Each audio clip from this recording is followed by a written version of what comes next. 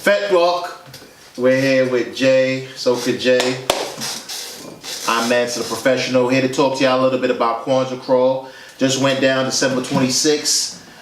It was a really good time. You know what I'm saying? Representing for Kwanzaa. Second annual. Yes. You know what I mean? This time, before that, the first one that they did, we weren't able to attend. Yeah. Mad last minute stuff that came out, and didn't really know too much about the organization. It was Operation Mobilize. They made the news. I saw it on the news. Yeah. I think I saw it on the local news that they had been doing this. I thought it was really good. A lot of people who went out there before told me about it, and I was really excited. I was like, next year for sure. I celebrate Kwanzaa, so it was really good to see that they did something that was supporting, black businesses. Definitely. That's that principle, Ujama. You know what I mean? So that was really good. So overall, let's start out with you, Soka Jay. Like, what did you think about the whole event? Give me a little rundown of. I was there with you, but get the people a little bit of rundown of what happened. No problem. Like I said, I thought it was good. Like D said, we heard about it. Like last year, they had their first one. We saw it on the news. We saw them, like marching, to different bars. It came up again. Thought it was a great idea. D's a little bit more into, the Kwanzaa and things like that. But, I definitely like to do a little knowledge on it. I like to support, black businesses if we can, especially if we're going to get some drinks on. So I thought it was good. I mean, it was a second annual one. So, the setup was a little, could have been a lot better. You know what I mean? Right. Could have been a lot better with the setup. So the setup was, they wanted us to start at 12 at St. Francis. Let me get the name. DeSales School for the Deaf. Yes, that was on Franklin and Eastern Parkway. Right. So so right over there. 12 was an early start for Crawl. I was surprised at the noon start time. Yeah, because I think they didn't say exactly when the Crawl would start. Facts. So they kind of told everybody to get there 12. It was a large turnout, and then come to find out, they said we're not really going to march out until 3. Right, which was surprising to me. Yeah. I gotta go lie, like the time difference of 3 hours. Now I know they talk about trying to account for colors people's time. Yeah, definitely. 3 hours, my God, that's a long time for registration. We was sitting in them little, them little seats for a long time. I mean, it brought me back to my 91 days. You know what I'm saying? There was like the cafeteria. I mean, whatever that area is, auditorium. Yeah, right. Brought me back there. Like I say, the setup could have been much better. I mean, I think the setup that they had was, everybody got their ticket. So what you did is they broke it into teams, which was cool. So they have like 12, 13 teams, and your team goes to different bars. You go up to the front, you get your wristband, you get a bag that gives you like a Kwanzaa cup, gives you a map, shows your team and everything. Then you kind of wait a little bit, and then you go out with your team. It just the process took a little long. Seemed like they thought they had it in order, but it wasn't really in order. But we were in Team 10A. Team 10A was popping. Shout out to members of Team 10A. Y'all was partying. Team 10A was popping, but to go through it. We met up. The plan was for us to leave around like 3 to go to the bars. The bars would be ready for us. And things wasn't set up too right, so it took a lot for us. They told us to go outside to the courtyard. Yeah. So first they did a presentation of Carrie Cadet. I hope I pronounced your name right. Shout out to her. She was the girl that dressed up kind of like in like an army suit. Yeah. With the little hat and everything. She like a African dictator to a certain extent. It was this close. This close to African dictatorship. Yeah. Which is oppression. But anyway, I ain't gonna get into all that. You know what I mean? But I thought it was good. She looked, great. I actually looked up a little bio on her. She actually does a show, MTV2 with D-Ray. I saw on that. Seems to be an actor and a comedian and all that. So I thought that to have someone who like doing that in the kind of field, doing a little bit of research on her, that she was doing this and Operation Mobilize, I thought it was a good thing for her setting this thing up. So when we came in, she basically gave us like the introduction. Yeah. Then they told us a little bit about some of the rules. Then they went to a Kwanzaa presentation, which I liked. I thought it was good to give people an understanding of what Kwanzaa is as a holiday. I wish they got a little bit deeper. I know that wasn't really, they didn't focus too much time on it, but thought they could get a little bit deeper on some of the principles. They kept it simple so that I think everyone could understand. But at least I wanted I think a little bit more info on the holiday itself and how, you know what I mean, some of the history around it. 'Cause I don't know too much. I don't know anything really more about Kwanzaa, except for the word Ashe. You know, because you know what I mean. D mentions it a couple times, and you know when we have our events.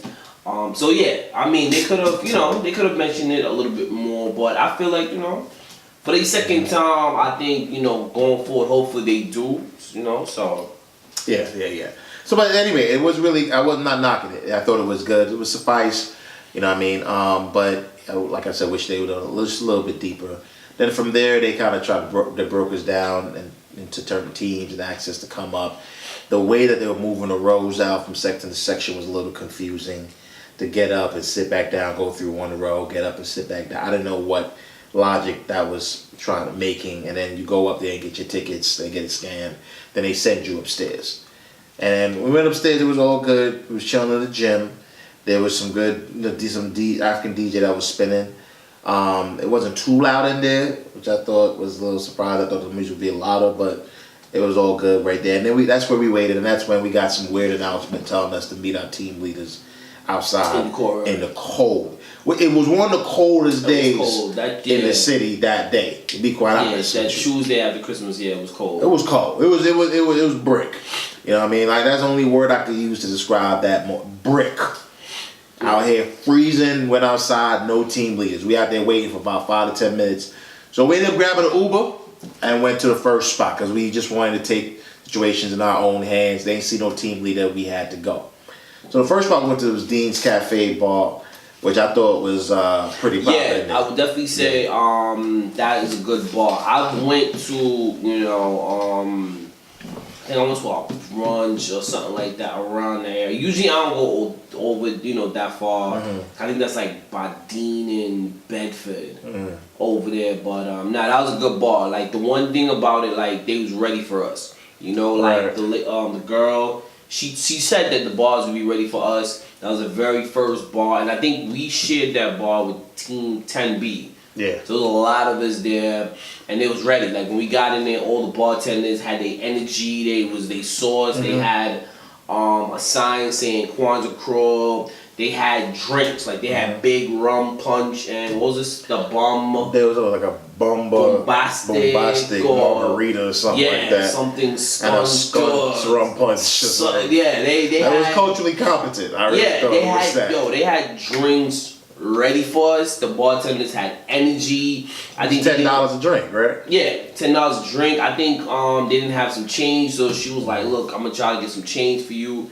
Very polite, everything. I mean, and then it got packed quick, but everybody was good energy, good thing. So yeah, I mean, definitely that's a bar. You know what I mean? You know what I'm saying? Hopefully soon I'll bring a ting over there. And, you know what I mean? It was ting worthy. It was ting worthy. You know what I mean? You ain't gonna find me up in there. I don't think I'm gonna run into too many people. I mean, I probably will now, but dings. You know what I mean? I will. Yeah, it was a good black owned. Man, I think that's the major thing about it. These are all black owned bars, so which we sometimes don't even get to know too much. You know what I mean? Like with all the options out in Brooklyn. Yeah. You don't really know who owns what, unless you like on Flatbush or something. Like you already know that it's like a Sydney's owning the spot. But this was good to know. Like there's these different pockets where you can find black crowds and there's a black owner. Definitely, and go out there and keep your money in our neighborhood, our people's hands. Definitely. Because like I said, I think I'm more, I mean, the crew we have is, everybody's into different things. I'm more into, parties and spaces, and I'll tell you about certain things. If I'm thinking about drinking, I'm thinking maybe like a Sugar Cane, Footprints, and D. Speaking of Sugar Cane, and other people might know about black-owned bars of West Indian things like that. So I don't know too much about.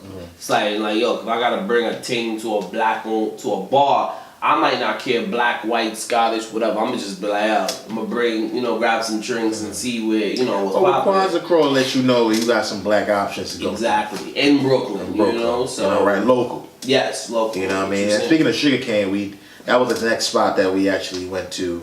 Yeah. Right after Dean's Cafe and Bar. And, we used a strategy, which I felt I don't want to get the people out there. I ain't gonna lie to you. I ain't want to give y'all this, but it's FeteWorld. We gonna give you the truth. You know what I mean? If you use a strategy, yo, get to the ball before your team leader gets there, man. Yeah. You know what I mean? Don't try to wait for the crowd. This one time. This is what your mama told you. Don't wait on the crowd.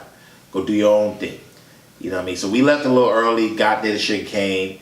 I thought it was they were getting ready to set up. I got to order my wings early. I think I ordered some mango sauce wings or something like that. I didn't know what it was. It was a mango wings or something like that. And I ordered that, two of those, and I had my drinks ready to go. By the time the crowd came in, I was situated. You was really set. Yeah, and I think Sugar King had it for $8. So yeah, so the price ranges. At the average was $10, and Sugar King, the rum, I think they had Song Rum Punch for $8. So they gave you a good amount, good price, yeah, and they played like good music.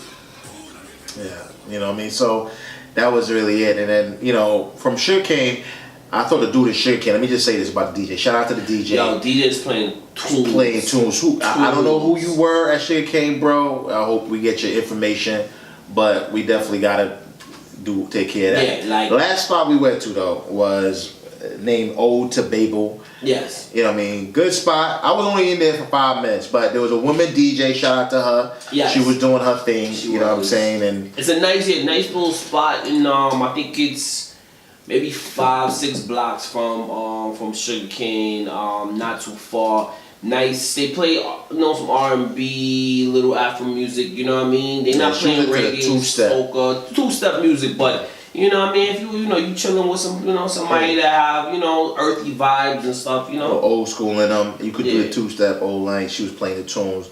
Shout out to her. I thought the space looked very exotic. Yes, and there's a backyard too. Okay. So that's definitely summertime. We got that on the radar. You know. And after that, we all kind of like broke out from there, but.